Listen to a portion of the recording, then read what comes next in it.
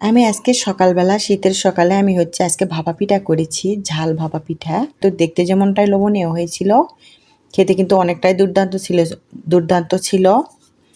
এটি কিন্তু মুরগির মাংস আর গরুর মাংসের সঙ্গে খেতে কিন্তু অনেকটাই মজা লাগে। চলুন আমি এই রেসিপিটি কিভাবে তৈরি করি। হাই গাইস, আসসালামু আলাইকুম ওয়া রাহমাতুল্লাহি ওয়া বারাকাতুহু। Welcome to my cooking channel Mariam's blog. আজকে আমি তৈরি করব নতুন একটা রেসিপি। আমি আজকে এখানে চাল আর মসুরের ডাউল আমি কালকে রাত্রে ভালো করে ধুয়ে ভিজিয়ে রাখছিলাম।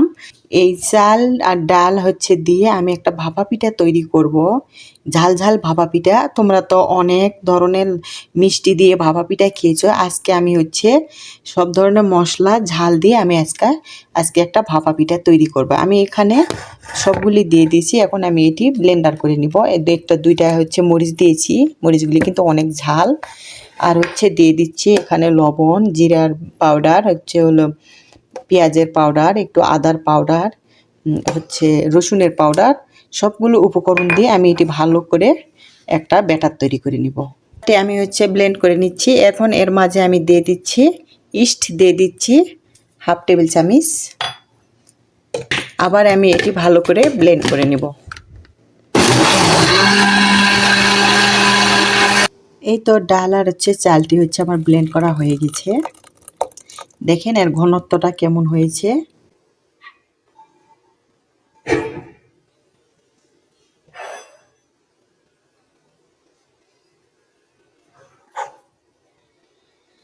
এরকম আমি ঘনত্ব করে নিয়েছি। এটা কিন্তু বেশি পাতলা করা যাবে না, আবার বেশি ঘন করা যাবে না। এরকম পারফেক্ট একটা ব্যাটার তৈরি করে নিতে হবে। আবার গুড় দিয়ে মিষ্টি দিয়ে তো আমরা অনেক ভাপা পিঠা খেয়েছি। এভাবে একবার হলেও একটু ঝাল ঝাল ভাপা পিঠা তৈরি করে দেখবেন। এটি কিন্তু অনেকটা খেতে লোভনীয় হয়। এখন আমি এটি 20 মিনিটের জন্য এই তো আসলাম আমি 20 মিনিট পর। দেখেন আমার কিন্তু ব্যাটারটি অনেকটাই পারফেক্ট হয়ে গেছে। আমি এটি এখন ভালো করে একটু নেড়ে চেড়ে নিচ্ছি। আর এখানে আমি 4 পিস ছোট ছোট বাটি নিয়েছি। এটি মাটির বাটি। আমি অল্প একটু তেল দিয়ে ব্রাশ দিয়ে এইরকম নেড়ে চেড়ে নিয়েছি, যেন আমার ভাপা পিঠাটি যেন লেগে না যায়। এখন আমি সবগুলির মাঝে এভাবে দিয়ে দিব। আমি কিন্তু এটি ফুল করে দিব না, হাফ হাফ করে দেব, কারণ এটি ফুলে উঠবে। এই ভাপা পিঠা গরুর মাংসের ঝোল অথবা মুরগির মাংসের, যে কোনো মাংসের ঝোল দিয়ে কিন্তু খেতে অনেকটাই দুর্দান্ত। এটি একটু ঝাল ঝাল হবে, আবার চাটনি দিয়েও খেতে ভালো লাগবে। আমি এভাবে সবগুলি ভরিয়ে নিচ্ছি। সবগুলি আমি এরকম একটু করে মানে একবারে ফুল করে দেই নাই, একটু ফাঁকা রেখেছি, যেন এটি যখন ভাপিয়ে উঠবে তখন কিন্তু এটি ফুল হয়ে যাবে। এখন আমি এটি এখন ভাপিয়ে নিব। এটি ভাপানোর জন্য এখানে বড় একটা পাতিল বসিয়ে দিয়েছি, একটা উপরে ছাকনা দিয়েছি। এখন আমি এর মাঝে বাটি দিয়ে দিব। যেহেতু বাটিগুলি বড়, এখানে কিন্তু দুইটা দেওয়া যাবে না, এক পিস করে এটা কিন্তু ভাপিয়ে নিতে হবে।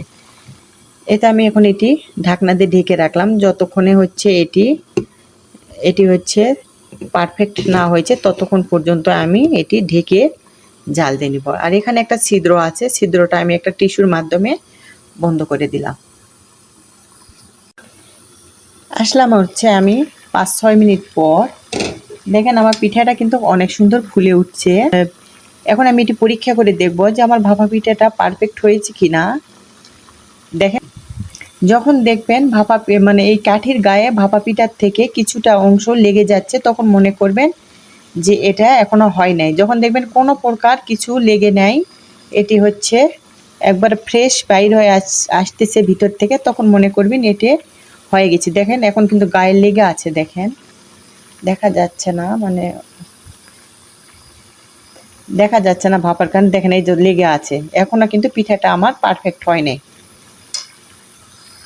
10 মিনিট পর আমি কিন্তু এটি ঢেকে দিয়েছিলাম এইভাবে, আমি ঢেকে দিয়েছিলাম এই জন্য এটি যেন তাড়াতাড়ি পিঠাটা যেন সিদ্ধ হয়ে যায়। এই জন্য যেহেতু বাটি বড়, এটি একটু ভাপিয়ে নিতে একটু দেরি হবে, 15 মিনিট সময় লাগবে। এক একটা করে ভাপিয়ে নিতে 15 মিনিট সময় লাগবে।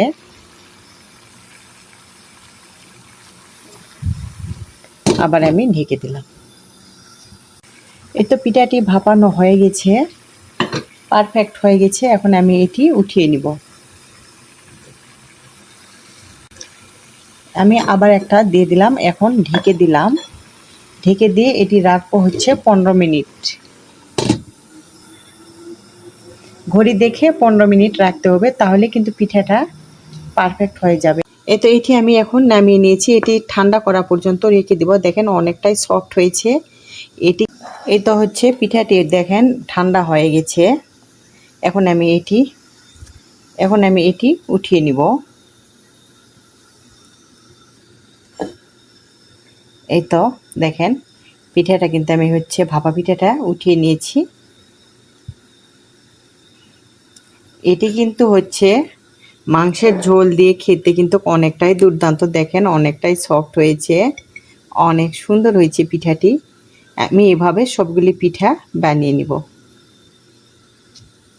মিনিট পর দেখেন এই হচ্ছে পিঠাটাও কিন্তু পারফেক্ট হয়ে গেছে।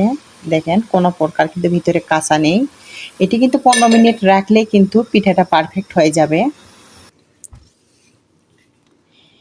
এত দূর এসেও যারা আমার ভিডিওটিতে একটা লাইক দিতে ভুলে গেছেন, প্লিজ আমার প্রিয় ভাইয়ারা আপুরা একটা লাইক দিয়ে দিবেন। আর আমার সহজ সহজ রেসিপি পেতে আমার চ্যানেলটি সাবস্ক্রাইব করে আমার পাশে থাকবেন। আজকের রেসিপিটা আমার কেমন হয়েছে, ভাপা পিঠা, আমার মসুরের ডাউল দিয়ে এই ভাপা পিঠাটি কেমন হয়েছে সবাই কমেন্টসের মাধ্যমে জানাবেন। এটি কিন্তু দেখতে যেমনটাই লোভনীয়, খেতে কিন্তু অনেকটাই মজার হয়েছিল।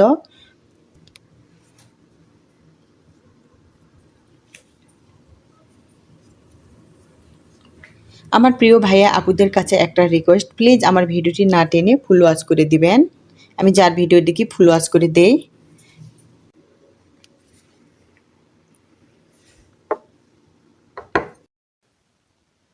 আজকের ভিডিওটি আমার এই পর্যন্ত। আপনারা সবাই ভালো থাকবেন, সুস্থ থাকবেন, এই দয়া করি আমাদের জন্য দোয়া করবেন। আসসালামু আলাইকুম ওয়া রাহমাতুল্লাহি ওয়া বারাকাতুহু।